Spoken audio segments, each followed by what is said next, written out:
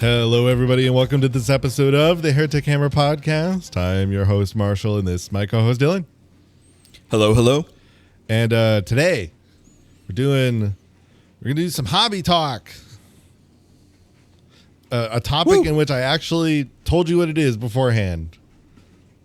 I do that now. We're lobbying for hobbying. I won't. For the audience sake, I don't tell you what the lore episodes are, mostly just because sometimes I like to get your just genuine surprise about it. But this one, because now especially, I want to bring in that, I want to bring in that good, have that Gunpla. I mean, honestly, just in general, What my finesse, my skills? Yeah, well, not or I don't know, knowledge, things you've done, yeah, things you know about. Bring it in here. Bring it on in. The door's open. So these just, I mean, you don't have to just kind of think all of a sudden in that moment, how does something I say relate to you? You can bring something up yourself, stuff like that. So today we're talking specifically with hobbying. Kind of hobby upgrades. Like, what are the things, like, all right, because we did like our starter episodes. This is kind of a sequel, what, after you have all those first things that we kind of talked about and maybe we alluded to, maybe now, like, what are those things that we alluded to upgrades that you could get to in the future? What are they now? Or like, what can you reach for now? And this will be both Warhammer and somewhat. And we kind of mentioned a couple of them with your station in the Gundam episode. But could be used for Gunpla as well. Honestly, most of what we will talk about today, I think honestly can very much be, is and can be used in Gunpla for multiple ways and reasons. One of which might actually surprise you. No, that's not just a clickbait statement. I actually think I might surprise you with one. Are you saying I won't believe what happens next? You know what? You won't believe what happens. That's a tall order. Probably 5/6 of the way through this episode. Whoa. We're getting fractional. Now it's serious. I'm trying to think of something, just trying to think of a fraction that was near the end, but not not as big as a quarter, Yeah. All right. So let's do it. I'm excited. Yeah. So let's start off. I kind of made a small list of some things here. Obviously, you might have some of the same. I kind of semi-categorize them. So this is my like must-have upgrades. Like no matter what, you got to take this as like your next step. And the first one is the better snippers. I think for both Gundam and Warhammer, it's equal. Better nippers make better models. Yeah, this is always a pertinent question of like, when is the right time to upgrade? When do I need to make the upgrade? And why do I need to make the upgrade? Yeah. And I mean, I think the when for any time that you're ready to make an upgrade is obviously just like when you feel like, the moment you feel like the tool you have is no longer giving you the satisfactory results. So like in the case of a nipper, right? You are the ones you started with, whatever they are, right? They're constantly leaving you with, either weird marks, or you're not cutting the plastic all the way through of the nub. So you have these like little dangly bits hanging every time, and you always have to, you're constantly having to cut and mark with your X-Acto knife to clean up edges, That's like when you start noticing that and it starts bugging you, that's the time.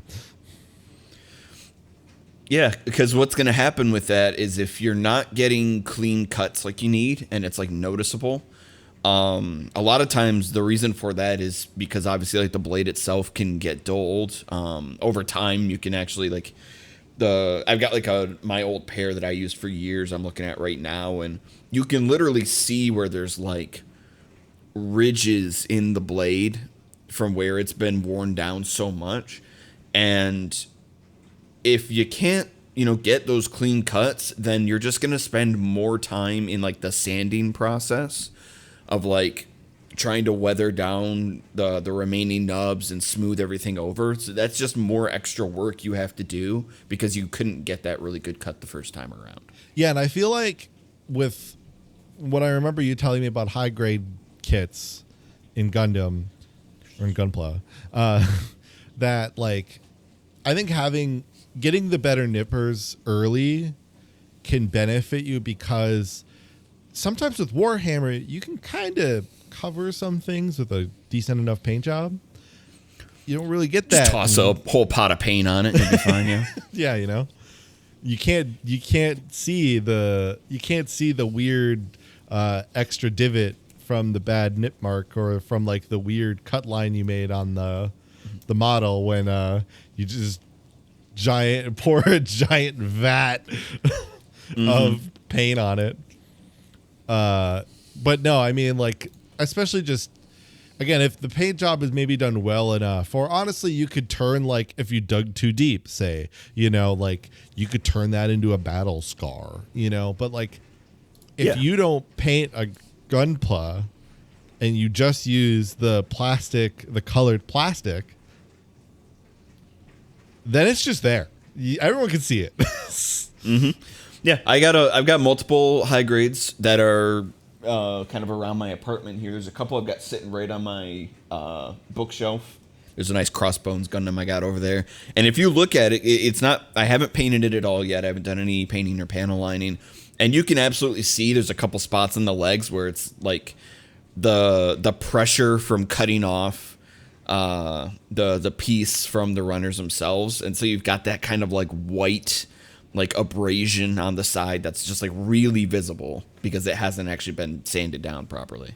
I mean, and so when it comes to, grabbing the better the nipper, I mean, we talked about in the Gundam episode, I mean, there is the God's Hand and like the one that everybody loves, but there are alternatives. And I mean, the number one thing that you mentioned and I've always heard and known is obviously pick something that's sharp, but also like is, labeled as a good material. So like maybe, is like a steel or something that isn't like, aluminum is probably fine, but that will wear because it's softer.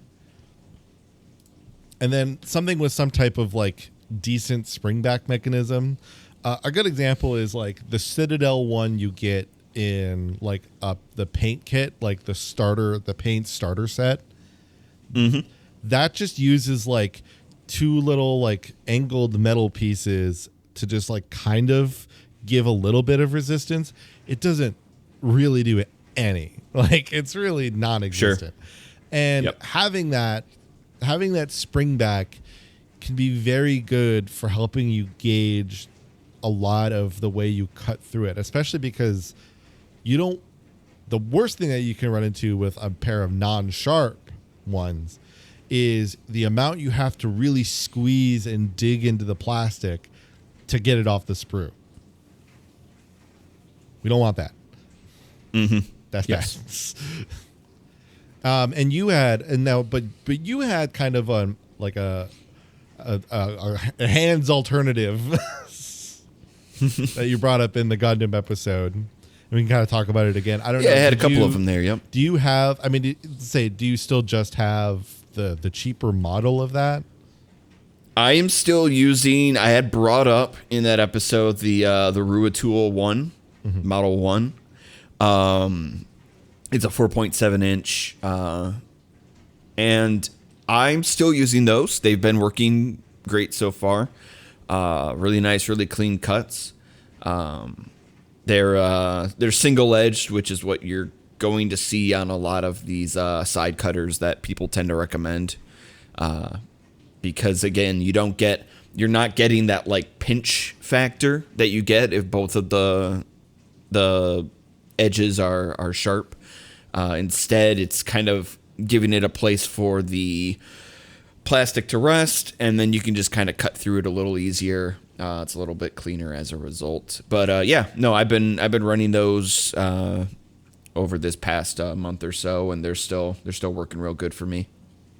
Yeah, and I mean, if you got like one that came in one of those like, you know, modular basic, like if your starting point was like you got one of those basic tool kits for what, you know, just like hobby tool kits.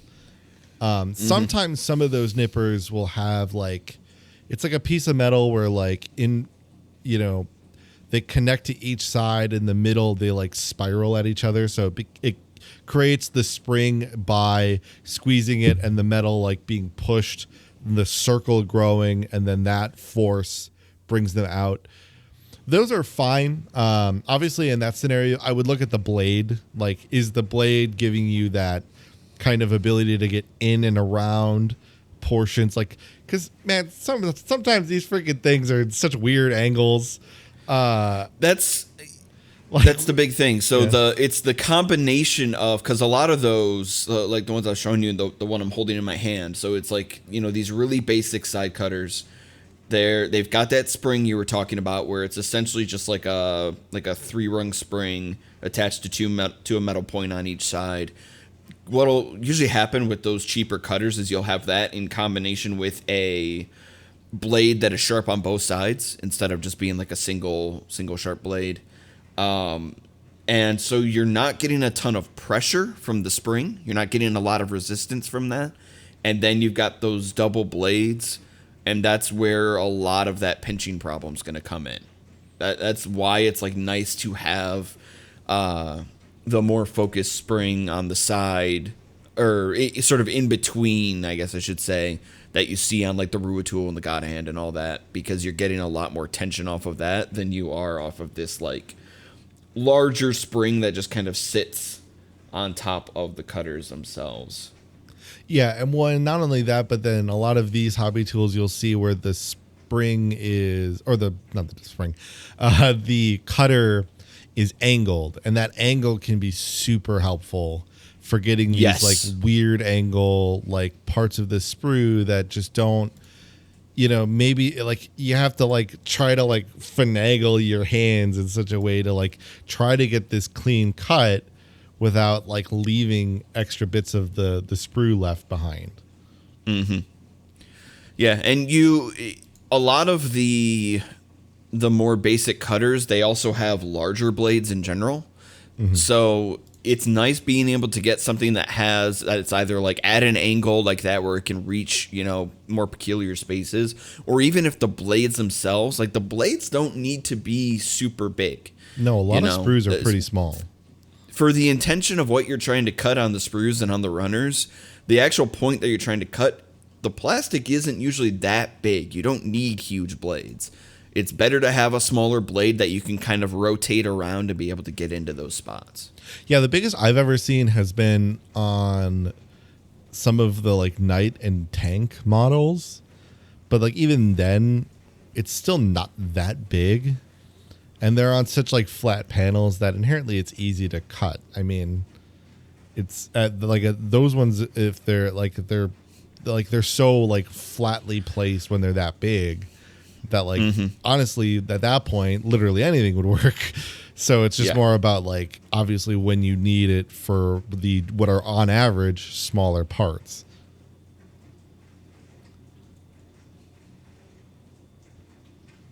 Otherwise, next up, one of the ones, because I was actually make the note with the nippers actually quick was, you know, one of the things that also is helpful is that when the blades are also like that bit smaller, right? You don't get like, there's a reason we don't get like electrical wire cutters, you know, like that are really big. And that's something, because I think it's very easy to like when you're starting out to think like, oh, I can just like grab a wire cutter from a toolbox and that's like good enough.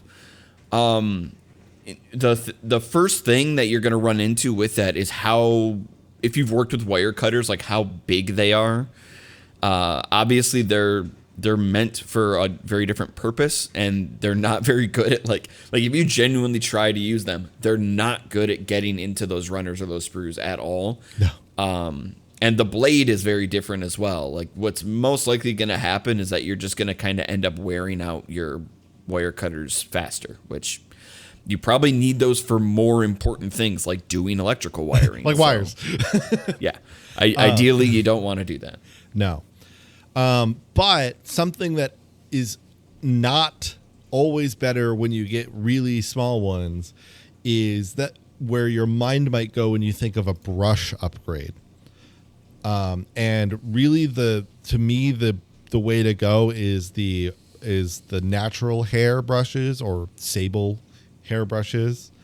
You know, there are a lot of different ones. I know it's one of those things where like you might see some people's Kolinsky sable or various, you know, like different sets out there and be like, that's a lot of money, you know? And there are ones that are out there that are really expensive. I mean, for example, like the Artist Opus brushes, I need to remind myself how much, like those are around, like those are over $100 for a set. But there are obviously different realms. So like if you want really like a good set with a lot of brushes, Chronicle RPG, there it goes. They sell a Sable Kolinsky collection that's like $65, depending on where you can get it. If you go to some discount sites, you can get it for $52. That's, you know, 6 real hair brushes. And that's not bad in that comparison. Or you can even go a step lower. There is a 3-brush set from Vallejo, which I own, that costs $20. So there's a lot, and this is 3 brushes, and honestly, they're the 3 brushes that you would ever need, a size 0, 1, and 2. For model painting, quite honestly, you don't need any bigger than a 2 on the regular, other than a dry brush, which I did also buy. I did get their dry brushes. I wanted nice dry brushes. Honestly, a good pair of dry brushes goes such a long way, especially if you love to slap chop like I do. It's very it's very nice. Yep. And then dry brushing, even in general, is a good skill to build just because it's a great way to get highlights onto a model if you're not great at highlights. Looking at me. So yeah, and these brushes have been actually very nice. I really like them. The thing I do recommend that you should get sooner than later, though, with the natural hair brushes is brush butter or cleaner. It comes in like a tub. Different companies call it different things.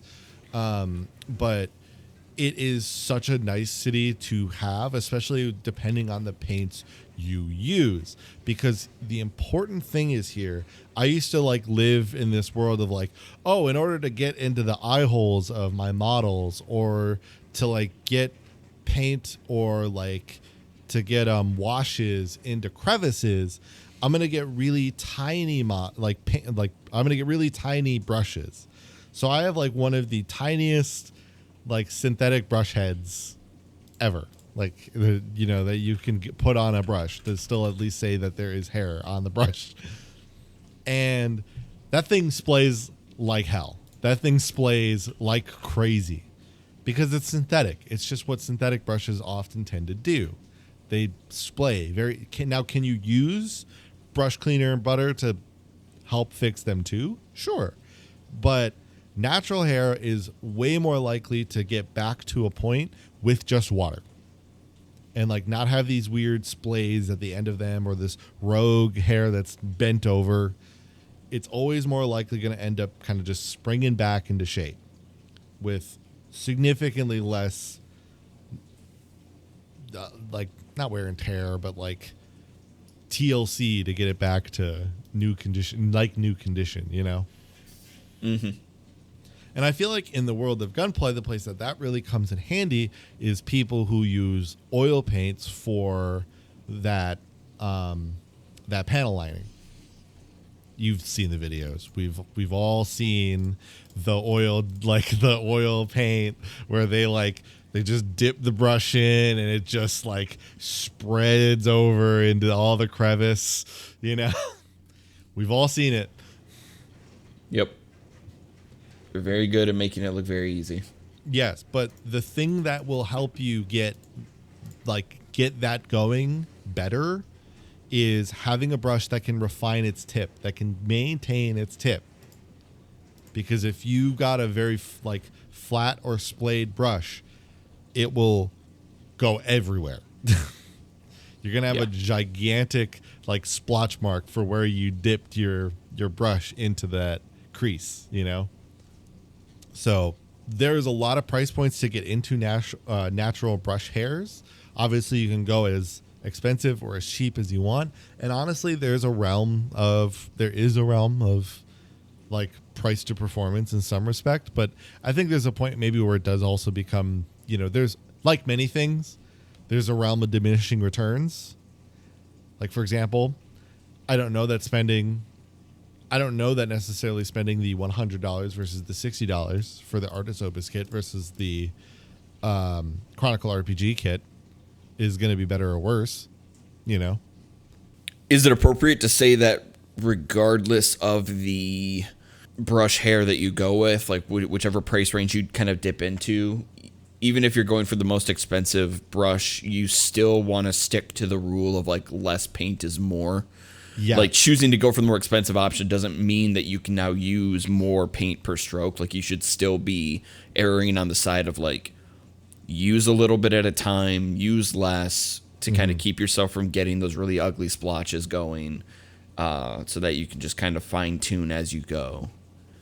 Correct. This is why anybody will always tell you, and why we mention, just go and get cheap brushes and learn to paint correctly. Learn the technique. Yes, absolutely. Because that is always going to be the number one thing that carries you through. If you suddenly drop everything you ever learned just because you're like, oh, I've got a Kolinsky Sable brush, for whatever, you've learned nothing, and it's going to end up looking splotchy and messy. And that's just, there's no changing. You can't fix. I mean, like many things in this world, you can't fix technique with buying the more expensive thing. That's why a really good videographer can make an amazing video or movie on a really crappy camera. On a Game Boy camera, yeah. Yeah, and whereas you give somebody who has no idea how to shoot video, in RE, and it's gonna look like a home movie still because they don't know composition, they don't know zoom, they don't know technique, they don't know aperture. Even just the lighting triangle as a whole. It's gonna be still fairly subpar. But the cleaner is important to you, but I think and honestly that you could almost take as its own thing, even if you don't want to get the natural brush yet. Getting your cleaner might also even just help keep your synthetic brushes in a bit more of a line. It won't do, say, as much work, it's not going to have as much benefit as it would with the natural, because obviously natural hairs they actually will intake the moisture, whereas synthetic doesn't really care. It's plastic. But they don't hurt either. But another good one is if you haven't started it already, getting very fine tipped tweezers. Yes, is very tweezers handy. Are a great tool to have. And it's almost, the tweezers is almost kind of in conjunction. Why I bring it up is maybe in conjunction with a couple other things, but there's a lot of times where when you just put models together, a lot of times there's almost very few models on this planet, I think, that are made especially between Warhammer and Gunpla, that you couldn't just put together with some plastic glue, some good old Tamiya and your hands, and just squeezing them together. But obviously in the case of extra bits, sometimes basing, or hard to reach places, they come in handy. I mean, a good experiment for this is if your family in a medical cabinet or something, right? They have the tiny tweezers that maybe you would use for splinters or a tick, grab it and use just the fine point. Try to grab a model by just that fine point of that type of tweezer, and then like attach it to a hard to reach spot in a model, right? Like grab a random head and just like kind of put it into hard to reach crevices of a random model you have, right? And I'm saying head from like a Warhammer scale size, whatever Right. small bit from a Gunpla you could do too, right? But find something small, try to grab it and put it into a tight spot. So I think tweezers are super, super handy, especially once you start using super glue. If you ever need to use super glue for like resin parts or whatever, you need tweezers. And at that point, definitely don't use your family's medical cabinet tweezers.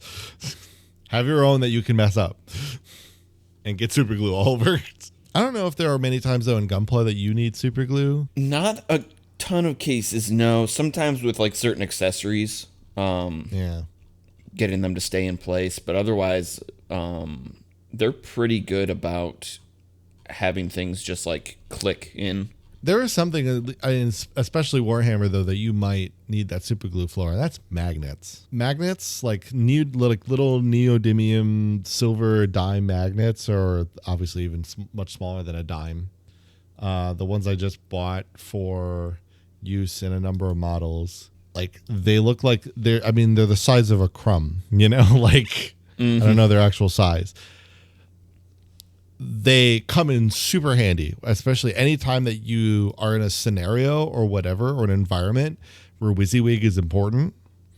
When I did in Kill Team, especially, it's really easy to try to want to do this because Kill Team, unlike full size 40K, is a little bit easier to maybe like be like, yeah, you know what, I can magnetize that one model so that then I can do WYSIWYG and I can change the weapon when I want to, right? That's a little bit easier to ask than like an entire regiment. But magnets are super handy for that. And various models obviously all can be more conducive for magnets, but you're going to need the tweezer stuff and whatnot. Like you're going to need that. And that's why actually also, if you can look into tweezers that are non-ferrous or have non-ferrous tips, so like not magnetic, then that is like the superb tweezer you found. But like magnets in general though, with or without the magnetic tweezer, they come in super handy and they really can help you maybe like not have to make every single decision, on a model, right? You can kind of play with maybe what you want to do.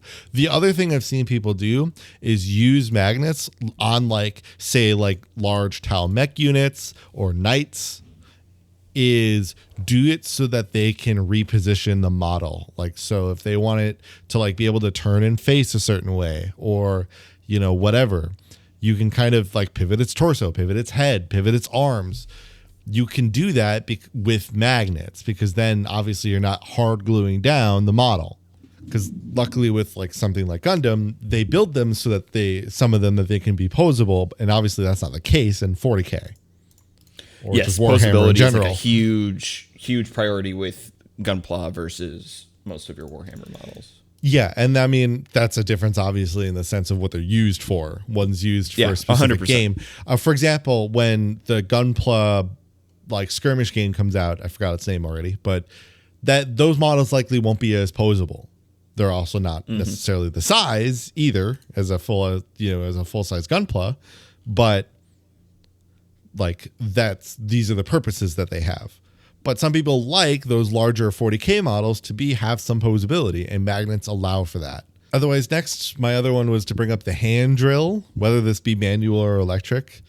Especially if you're going to magnetize, you need a hand drill. Otherwise, how are you going to get the magnets to... You want the magnets to like sit flush in the model, and that's just not always an option. So you're going to need the hand drill if you're going to magnetize.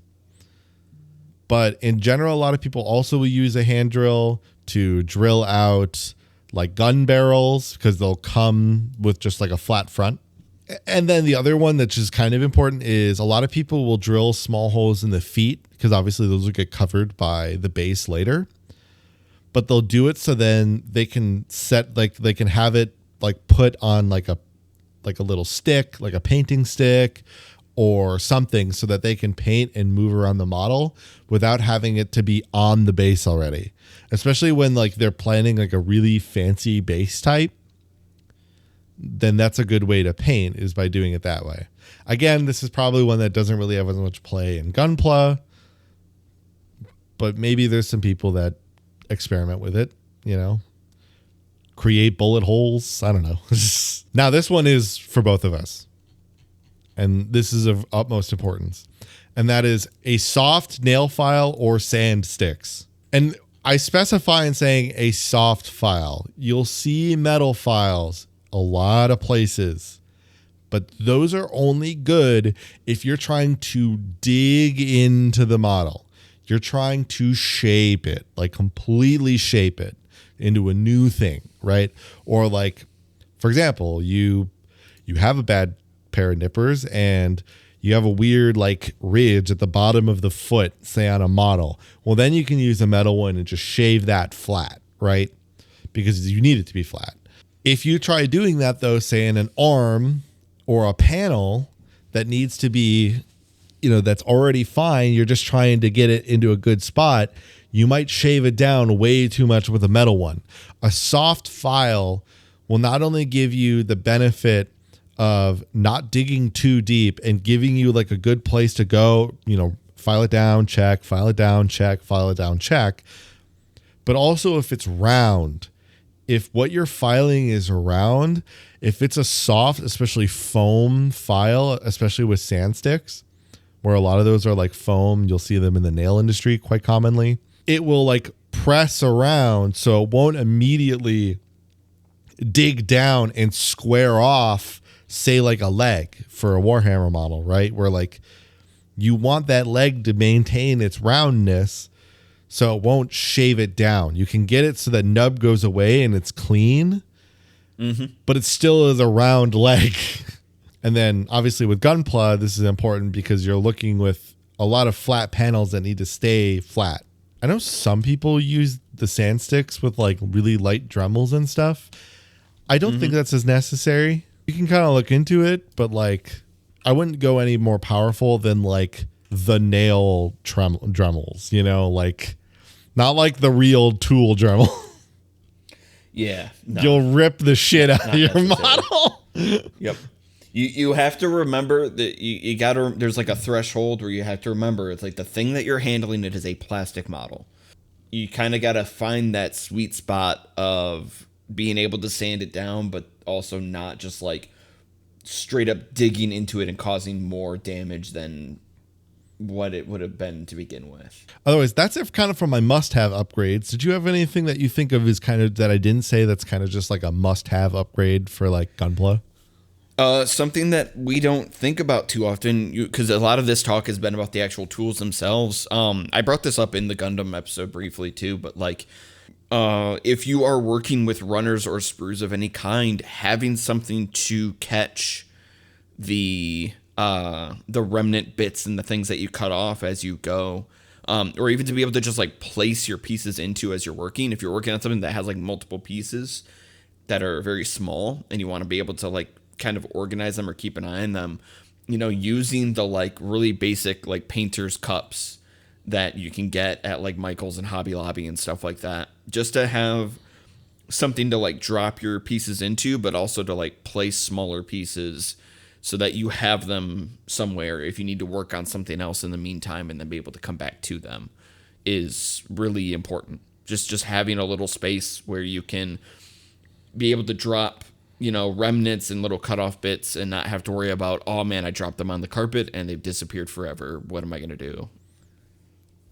Yeah, I mean, you can't necessarily avoid every flyer that happens every now and then, You make a cut weird and it just flings.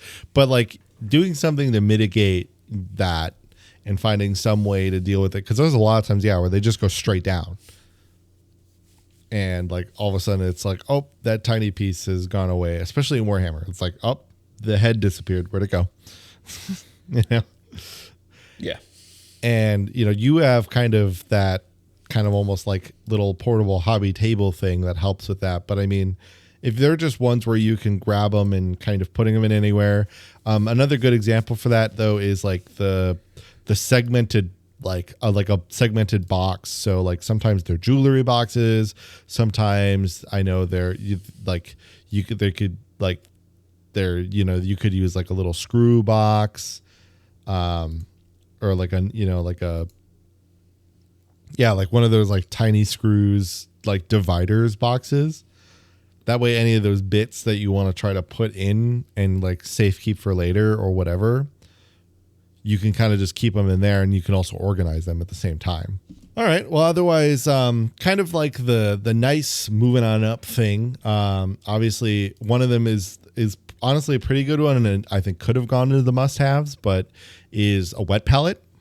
There are a lot at various prices. Like Army Painter makes like a huge one, like it's giant, and it comes with like that's pretty extra, and like that's really for giant projects, like somebody who's doing a lot of painting at one time. Especially, you can get plenty smaller ones, and honestly, you don't need a really big one. Mine is pretty small. I mean, and it cost me just under $20, and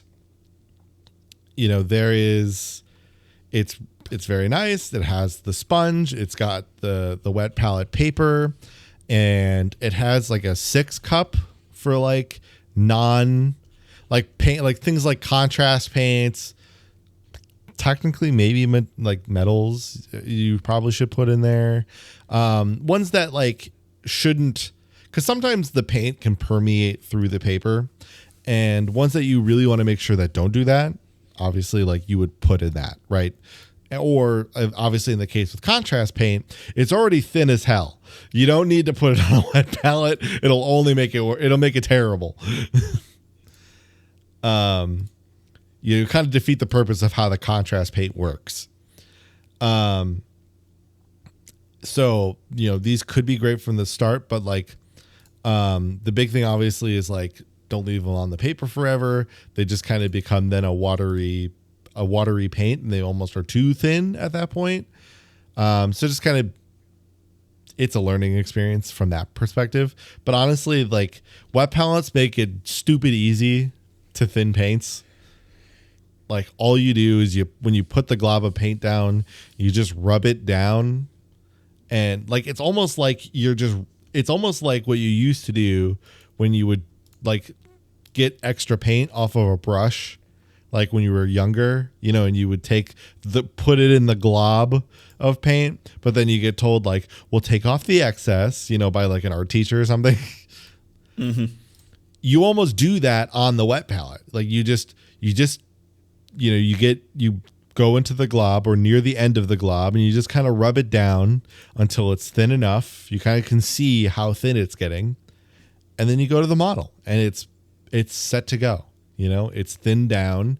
It's still moist. Because the issue with doing this on a dry, like on a paper towel or something like that, is all the moisture goes away. And you need that moisture to apply the paint, to get it to adhere nicely, to get it to spread, get good coverage. Which is also why when it's too thick, then you don't get good coverage either, because then you have no paint left. So it helps you find that middle ground very nicely. And a lot easier, because all you're doing is just dragging more of the paint down, essentially. So I love wet palettes. I highly recommend them. There's another painting device, though, that I've always been very kitschy on this show, but now is the time to talk about it. And that's the airbrush. This, honestly, though, the airbrush is a great thing, because like wet palettes, I think if you're into painting your Gunpla, obviously then are very handy, right? But like I think a lot of paints that go onto Gunpla are washes and oils, and they don't really go onto a wet palette, But it can go through an airbrush, at least one of them. Air. Or I meant to say what you can use in Gunpla that can go into an airbrush, or is whatever. I'm trying to say you can use an airbrush with a Gunpla, damn it. Yes, it is possible. It can be done. Oils, probably not recommended. I mean, a lot of oils especially are not acrylics. So putting those through an airbrush could destroy your lungs. So don't do that indoors without a mask and a ventilation system. But you can put your acrylic washes through them. Acrylic washes. You know, but like that's really good for weathering, right? Washes are great if you want to apply weathering. I love weathering. I love weathered Gunpla. I've seen weathered Gunpla, like battle scarred Gunpla models. I love that. One of the earliest like Gundam toys, so not obviously Gunpla because I didn't do that as a kid, but like the actual just like toys was like, I think it was, I forgot which one it was from, but I think it was like a battle. If I remember correctly, I think it was like a battle, you know, it's like all like essentially dirty, like battle hardened burning Gundam toy. So like part of the wing like looks broken and it's got like smoke marks all over it. Like it's just been exploded next to, you know, like it has a lot of ash and stuff like that. And I've always loved that look on Gunpla. And obviously washes are very good. And what goes through a great way to apply washes is through an airbrush. They do awesome work. But so obviously I've sounded a lot like an airbrush hater in the past, you know, but that's because a lot of times we're talking about being very early in your hobbying career, and they are an investment. They just are. And they're not always very beginner friendly. The way they clog, the way you have to clean them, the way to prevent those clogs, they're not necessarily intuitive. They're things that you maybe wouldn't even think of. I mean, hell, I clogged the shit out of my airbrush not super long ago because Vallejo white sucks. I've been incredibly frustrated recently. I've had this Vallejo white, and from a pigment standpoint, it's fine. As a paint, it's frustrating as shit. I'm getting really annoyed with it. So this is my time to vent about that. Yeah. Sure. It's just been really annoying. And going through the airbrush, it's been equally as annoying because it's so thick. It's so bad. If you can't get the mix in well enough before it seeps down into the airbrush like crevices, shit's clogged immediately. It's game over. Gotta tear and it's like clogged to the point of like, it's not just where airbrush cleaner will fix it. You have to take the whole thing apart to like clean it out. And like telling that to a new person, it's just going to get him to stop painting, you know? So, but now going into the defense of the airbrush, they do a great job. I love for example, like the model that we had that I was painting during our Space Marine, like our custom Space Marine chapter episode. I used the airbrush pretty much for everything, and I loved it. It was such a great experience. Airbrushing on flat panels, so like airbrushing for towel, awesome.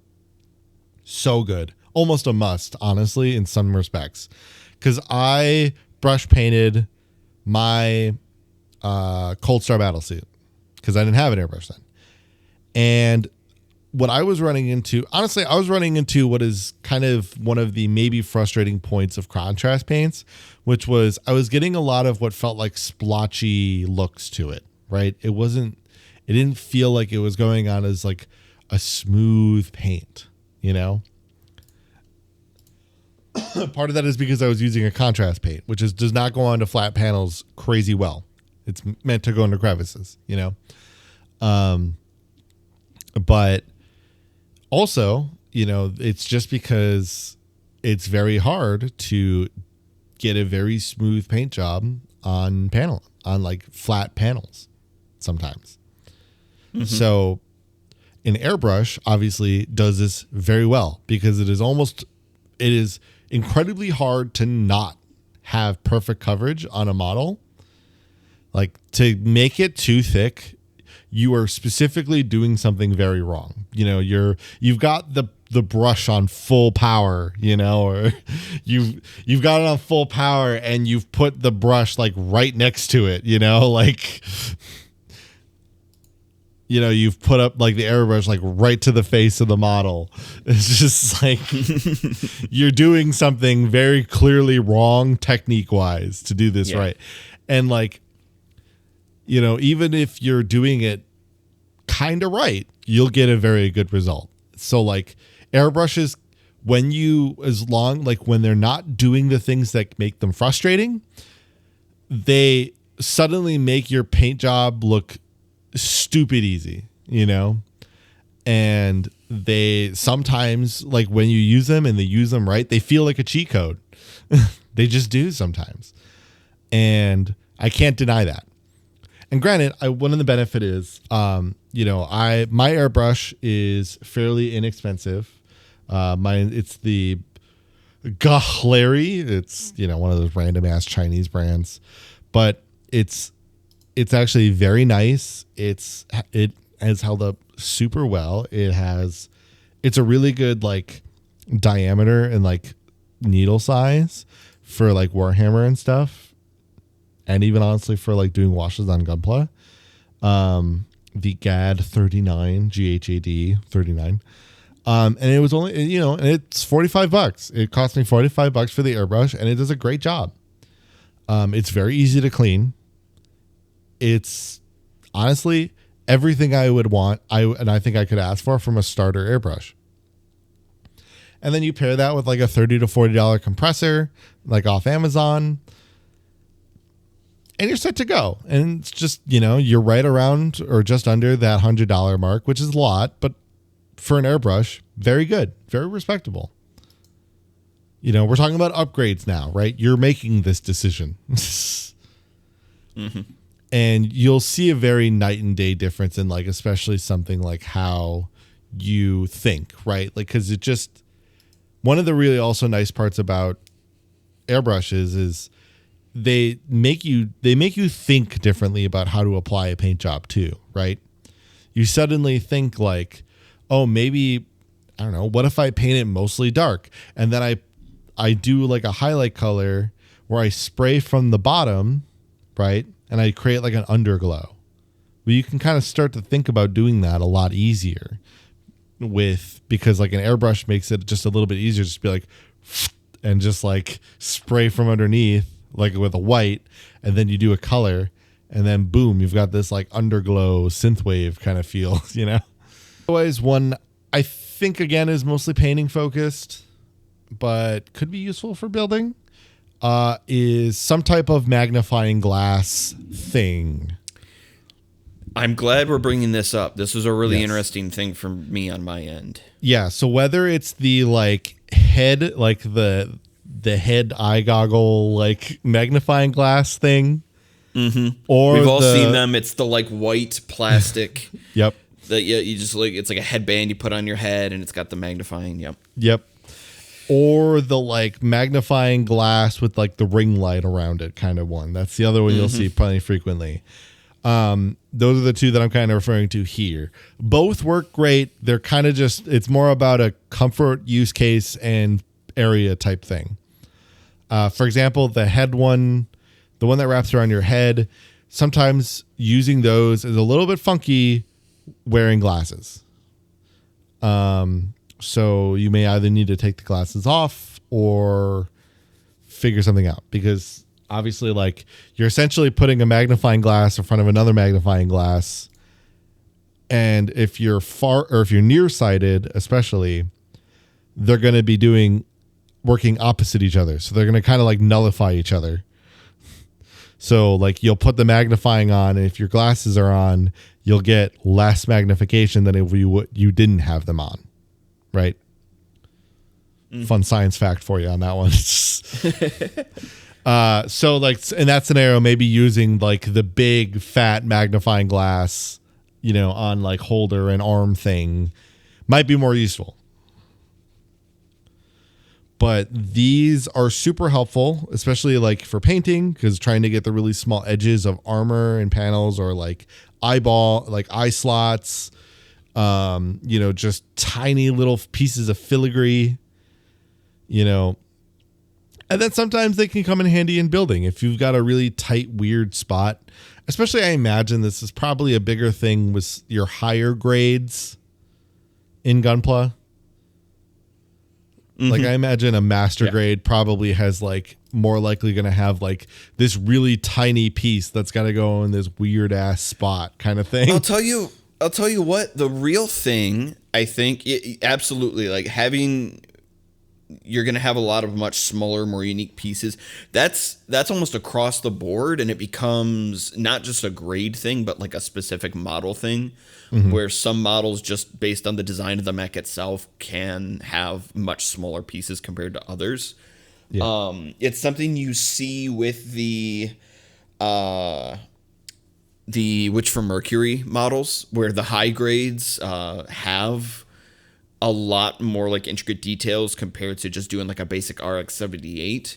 And so just even in the process of like putting the head together, there's like a lot more smaller bits that you're working with. I'll tell you what, for me, the biggest thing, because what I have is like the table magnifier. It sets up on the table, and then it's got the like metal clamps that gets used for like a lot of model stuff.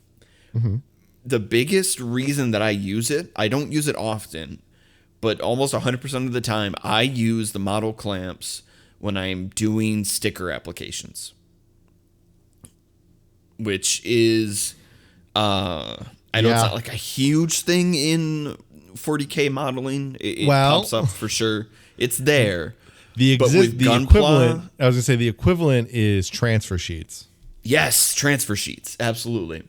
And like anything like that, where it's like, it would be better for me to have the model secured and held down on the desk with the big magnifier than for me to try to do this while holding the model in my hand. I tend to have like shaky hands in general. I have like hand tremors that I deal with. And like the process, even with tweezers, which we spoke about before, again, very important tool. Trying to use tweezers to like apply stickers or trying to apply transfer sheets. I can't trust my own hands, if I'm being honest. Like I can't trust my own hands to be like extremely steady like they need to be to apply those. And so that's where the magnifier tool and having something that I could just like clamp the model in place and then have the big magnifier over it, that is a huge thing. That like takes it from being like the most annoying part of the building process to being much simpler for me to actually deal with. And I'm always going to prefer that in terms of like how I'm using a magnifier, is just like having the model set on the table and then put the magnifier over it. Like I've tried using the headsets before, not a big fan of them, because it doesn't actually, like I can see the model more clearly. I can get in and see those smaller pieces, but it doesn't fix the main problem for me personally, which is like the model itself. And like I need the model to be steady. It's almost less important to have the magnifier as much as it is to be able to keep the model really steady when I'm applying those really small pieces to it. Yes. No, absolutely. Yeah, I mean, I am not super crazy on the head. I use my table magnifier way more than I use my headband one. But it's very much a to each their own kind of thing. I think the biggest reason I don't like using the head one is I feel like it also isn't great. Like it almost kind of promotes hunch painting. Yeah, some could say that. Some could say that's true about the magnifying glass, but with the magnifying glass, I'm not constantly looking through it. I'm only using it when I need it. Otherwise, I move it to the side and I just use its light, So I only need to maybe hunch paint for that second. But if I'm wearing the lamp, especially then, because then I'm taking out my glasses to use like the head magnifier. Then all of a sudden, and then I'm almost constantly needing to hunch over. So like maybe it's a me problem, but yeah, I agree. I think the table one is generally better, but I know there is nothing wrong with the head one. Mm-hmm. Otherwise, I just kind of have two semi-extra ones where it's just like these are good ones. The first one is just a better paint cup, and this, like, look, the glass or like a glass cup or a mug are going to be fine forever, right? Duh. But like sometimes there are the special cups that have like the ridged like silicone bottoms that you can kind of shake the brush through. They'll have like little brush holders on the side. It's just very nice. Handy. And it's a good way to have like, because that abrasive and ridged thing will help clear the paint off the brush, and it'll do it in a way that, as long as you're not pressing down, obviously, that won't damage them. So it's a nice to have. It's not really like super crazy needed though in any way. For me personally, I'm still using the Citadel water cup. It's the one that they came out with like years and years ago. Yes, maybe is a little bit costed, but honestly is pretty good. It is. It's one of the things where it's like, I mean, you can say that for everything Citadel related. Like, hey, correct. Why does this cost so much? But this really is like, it was a good investment. I feel like I really appreciate it's the lid. The lid is everything. Like, obviously the actual pot itself isn't that, it's just a cylinder pot. But like the lid having the different sized holes for the brushes to rest in, it's just a really nice, not required, but a really nice thing for when you're doing a lot of painting. Yeah. So then that last thing, I want to talk about it. This is new and it's interesting. And it could actually come up with some of that sticker thing I was talking to you about at some point. And that's recently Goblin Hobbies, and this has been a thing for forever. This is not, they didn't invent this, but they've come out with a stamper. Oh? So I'm gonna paste this. I don't know about this thing for you here. Yes. So they use essentially what has been utilized in nail painting and like little printing, like where you just press the nail like design and like you essentially just stamp nail polish like and design onto your nail. They've taken that methodology and they've said, hey, we could do that onto our Warhammer minis. So these transfer in sheets, like the metal plates that the things and the whatnot that they get pressed from, obviously like those have existed forever. I mean, there are ones that you can get today, right, that are random generic shapes, like that are, a heart, a texture type, whatever. And you can get them you can get a kit with nail polish and everything and the same exact, silicone stamper. But, they were like, well, what we can do is we can work with a factory to get one that has Warhammer-esque designs, and obviously, this is a product essentially by two YouTubers who are starting this company, Goblin Hobbies. But, this concept and like what it has is super cool. And I think it's a great idea. Yeah, and it's why hasn't anybody done this in the Warhammer space yet is crazy. There's just so many different shapes and they do super cool things. And honestly, somebody ends up designing some of these or creating custom ones for various. Honestly, you could probably take some of these and put them onto a Gunpla model. And boom, you've got something going for you there. And you don't have to apply a sticker ever again.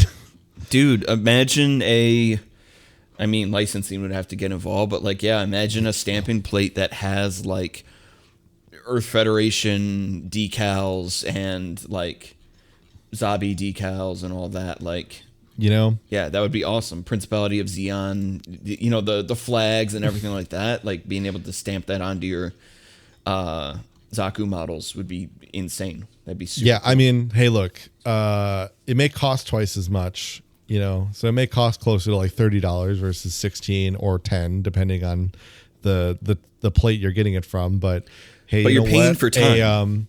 Well, I was gonna say, you know what? An upload of a PNG of a logo and a semi sketchy seller on Etsy in China is your step away from having that Xeon emblem plate. You know, like, just saying. There are places that copyright laws tend to get skirted. You want to get specific types of nail polish and whatnot, but like, this isn't the time or place for that discussion. Warhammer did do an episode on this recently. Go watch that episode if you want kind of tips and tricks and how to avoid failures and whatnot with that. But anyway, that was all the ones that I had. I don't know if you had any extras that I didn't have. No, nothing else. Super crazy. Like I say, going back to the palettes and things like that, and like the palettes that I brought up before. A big thing for me is that when I was upgrading my stuff over time, I was looking less at like the tools that I was using actively to work on the models and everything around my workspace. I think some of the biggest upgrades that I made to like improve was like looking at the space where I was building things. You know, whether it was like, you know, what am I using in terms of like a table, you know, to actually place them on?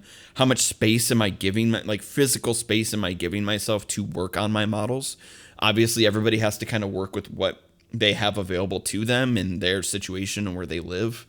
But like, yeah, for me, you know, figuring out where am I the most comfortable physically to work on these models and making changes around that, whether it's something as simple as just like, you know, getting yourself a proper cutting mat. If you know that you're somebody who kind of prefers a bit of messiness and like having things kind of strewn about while you're working, because some people like that. They don't, you know, they're not interested in like trying to be super efficient and having everything organized. Like there's definitely there's an interest and there's a comfort in letting your workspace kind of be a little more cluttered.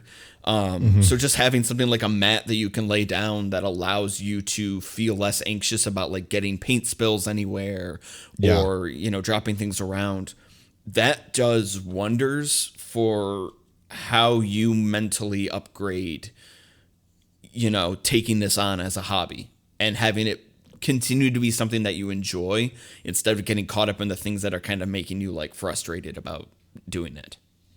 Right. I mean, that's my thought. It's like a lot of times the upgrades that I think are worth looking at, it's not when you're like, will getting this make me better? It's more like, will this help me be more efficient? Right. Or so for me, for example, a lot of times with like painting stuff, it's, will this help me be faster? Right. Yeah. So that I'm not spending 3 hours doing a model paint. Maybe instead, you know, especially if it's like simple infantry, like basic Space Marine or a clan rat, right? I can drop that if it's something that can help me drop that down as much as possible.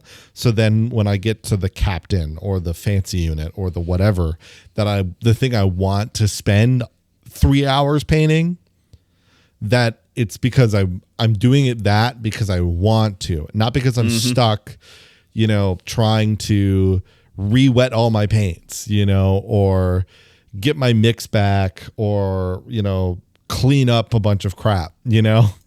So it's not to improve you, it's to take your improvements to another level that you already have. Yeah, no, that's yes. That's the wording. You want to improve what you already have going on. You don't want your mental focus to be like, I need more of this, I need more of that. It's like, look at what you already have going into the hobby. That's what you want to work on and you want to improve. Yeah, the sable or natural hairbrush is a good example of that. You know, if you're already decent at trying to get the paintbrush into an edge highlight or trying to, you know, get it into to create, you know, to paint eye slots, if you've already learned to do that with a synthetic, then at that point, getting the natural hair or sable is going to be just about like, all right, I don't have to like, I could do it once. I don't have to worry. It's just like, I don't have to worry about splinter coming off or whatever. I'm not thinking about that. Now I'm just thinking about what I'm doing and not getting distracted because it's like all of a sudden I see, oh, there's one stray hair, you know? But you've already done it, right? That's the thing. It's like you've done it already. So this will just make you better at the thing you already are good at. All right. But if nothing else, I think that'll do it for us. In the end, the biggest and most important tool is you. It's you, my friend. Oh, how sweet. Affectionate. Platonically. Platonically. All right. Now we can. I think we can use that as our out here. I think kind of looking into some funky stuff. We might end up with actually a week break here. So we'll kind of see how that rolls out here. Some of the episodes over the next month, we might have some skips. Hence why I'm warning about this now. I have a wedding coming up, so that's gonna take a lot of my time. And I have a retirement party coming up. Yeah, so there's a lot of planning and things going on. So our recordings might be a little bit weird. We might try to make some work. We're gonna obviously talk to each other, but sometimes we're just going to be in a scenario where we can't do anything. So in the coming month or so, you see a few skipped episodes. That's just how it's going to be. I can almost guarantee you that week of my wedding, there will not be an episode. That is like a hard guarantee. I will not be editing at all that week. I will be way too busy. Yep. So just keeping that in mind. So next week, kind of partly in relation to some of those things, that's kind of partly why we're into next. Like we may not have an episode next week, but for sure we will have our Gundam focused episode likely being then the next one. But that'll be at the beginning of May, and that's going to be a fun one because we're going to talk a little bit of some 0079, that original series. Yeah, absolutely. Kind of a good starting point, I think. A very good starting point. Yeah. So for our new Gundam segments and episodes, monthly series. But yeah, otherwise, we'll see you guys next episode, whatever that may be. All right. Goodbye.